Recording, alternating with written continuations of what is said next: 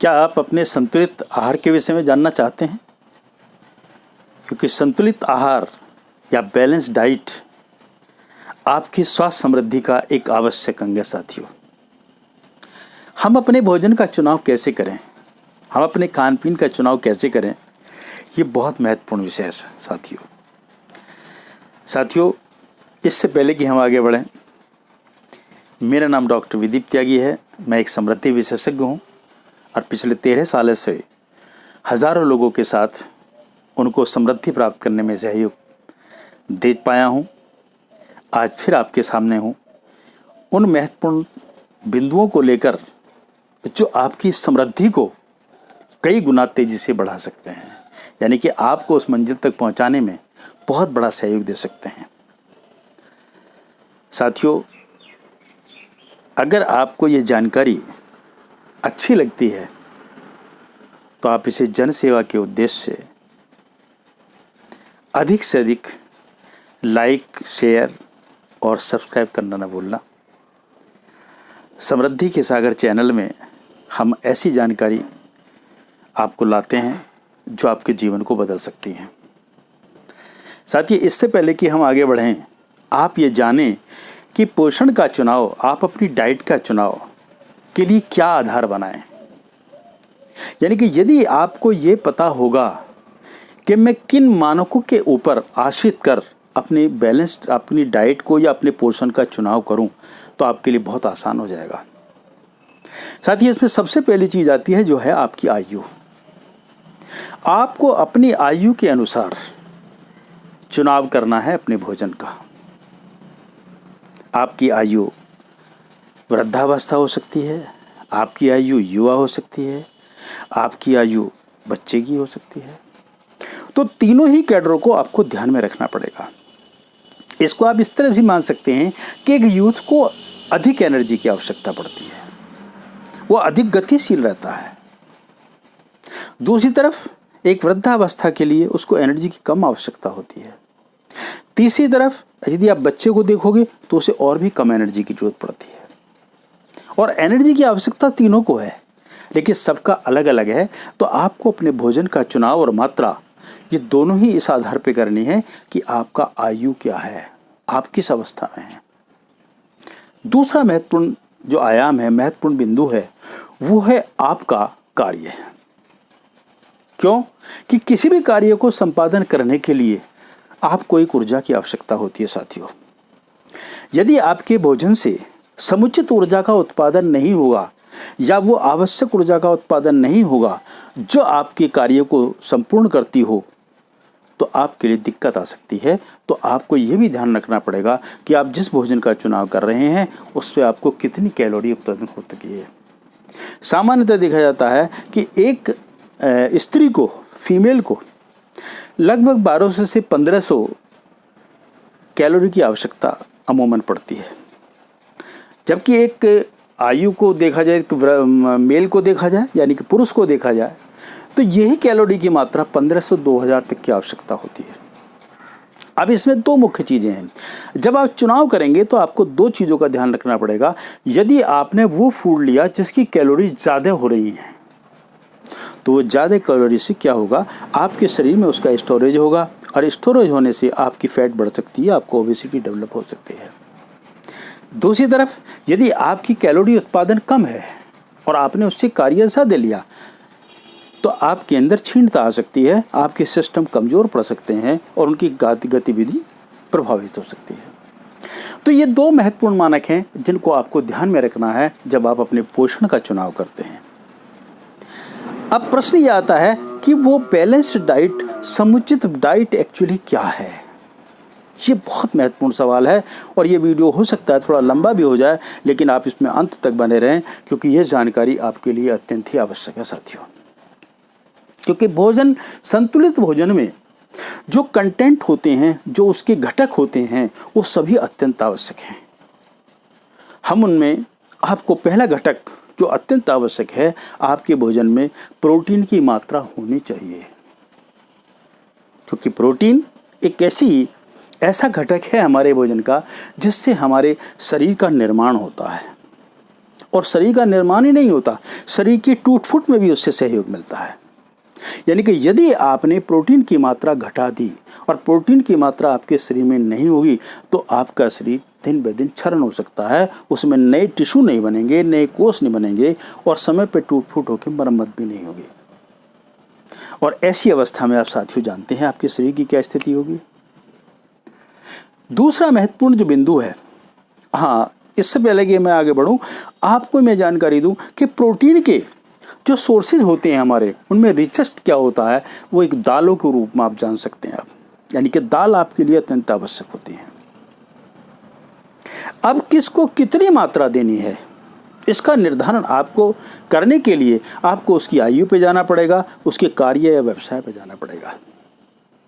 कार्य व्यवसाय की अगर हम थोड़ी बात करें तो आपको ध्यान होगा कि यदि एक व्यक्ति फिजिकल वर्क ज़्यादा करता है, मेहनत ज़्यादा करता है, उसको एक्स्ट्रा कैलोरी ज़्यादा चाहिए, जबकि एक व्यक्ति बैठा रहता है उसको कैलोरी की कम आवश्यकता पड़ती है तो उसको उतना ही भोजन कम चाहिए।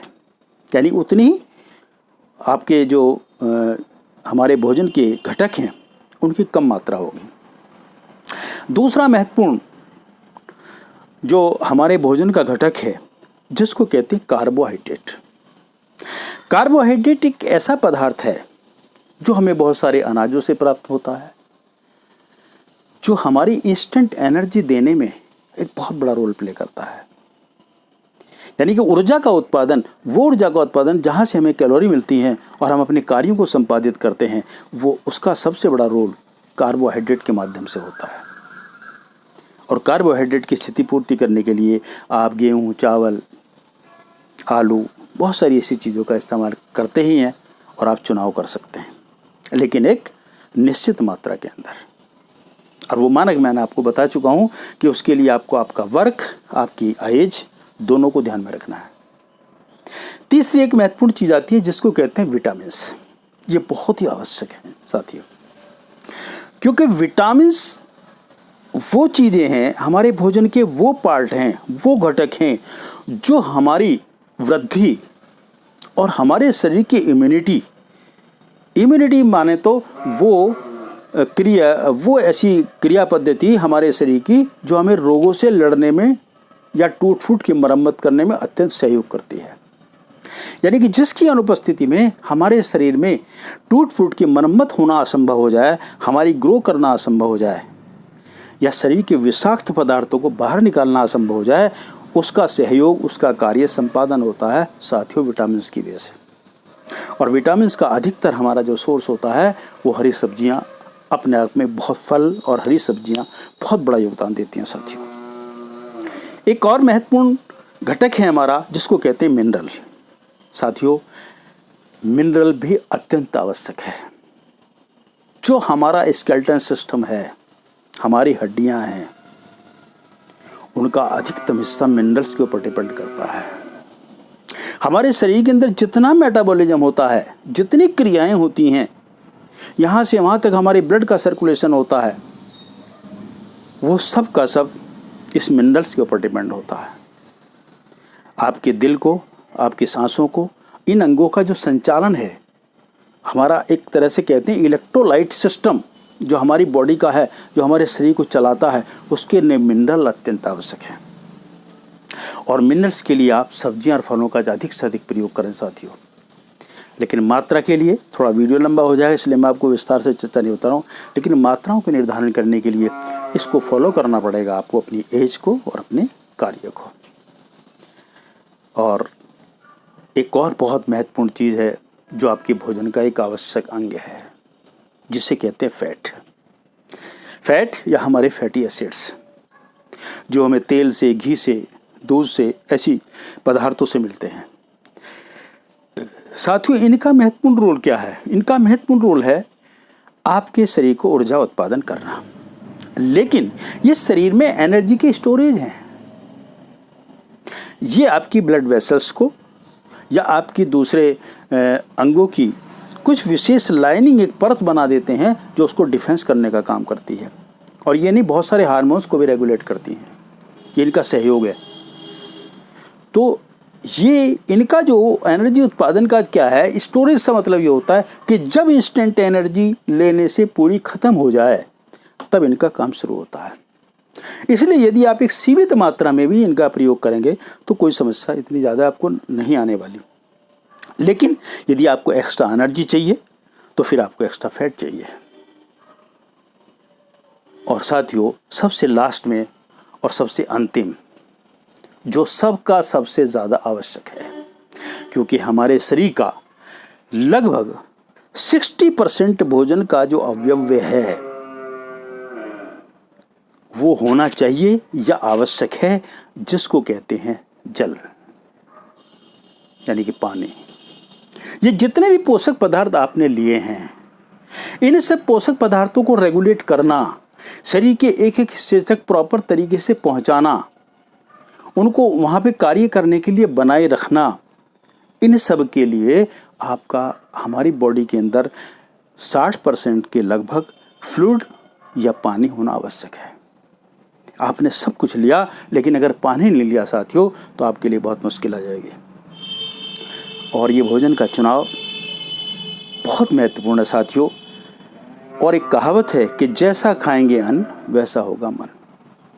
आपकी डाइट शाकाहारी हो सकती है, आपकी डाइट मांसाहारी हो सकती है, ये मेरा विषय नहीं है, लेकिन ये मैं आपको बता सकता हूँ कि जितना आप शाकाहारी पर रहेंगे, फल सब्जियों आधारित पर रहेंगे, उतना आपका जीवन आसान होगा। आपके शरीर से एनर्जी उत्पादन अधिक होगा, आपके शरीर में रोगों की मात्रा कम आएगी और आपका एनर्जी लेवल बढ़ेगा साथियों। और जैसा कि मैं कहता हूँ आपसे अक्सर ये बात होती है कि प्रॉस्पेरिटी को हासिल करने के लिए, समृद्धि को हासिल करनी है, आपको स्वस्थ समृद्धि आवश्यक है। और स्वस्थ समृद्धि हासिल करने के लिए आपके भोजन का चुनाव अत्यंत महत्वपूर्ण है साथियों। तो पोषक हमारे शरीर में आपको कितनी मात्रा किस अवस्था में चाहिए, इसके लिए आप विशेष से मुझे आप संपर्क भी कर सकते हैं और कॉल भी कर सकते हैं, क्योंकि ये विषय निर्धारण अलग अलग होता है। इसके लिए एक कॉमन स्लैब नहीं बनाया जा सकता। आपको कोई रोग की अवस्था भी हो सकती है, आपकी एज अलग हो सकती है, आपका कार्य अलग हो सकता है। आज सिर्फ इतना ही इस वीडियो में। और ये वीडियो आपको अच्छा लगता है तो लाइक शेयर सब्सक्राइब करना ना भूलना साथियों। और जैसा कि मैं पहले हमेशा आपसे कहता हूँ, जन सेवा ही समृद्धि का द्वार है। इसको ध्यान में रखते हुए आप भी अधिक से अधिक लोगों की सहायता करें। अगले वीडियो में फिर मिलेंगे आपसे, जो स्वास्थ्य समृद्धि का एक महत्वपूर्ण विषय है, जिसको कहते हैं सफाई। यानी कि नियमित सफाई होना आपके शरीर के लिए उतना ही आवश्यक है जितना आपका ये भोजन। तब तक के लिए आज्ञा, नमस्कार।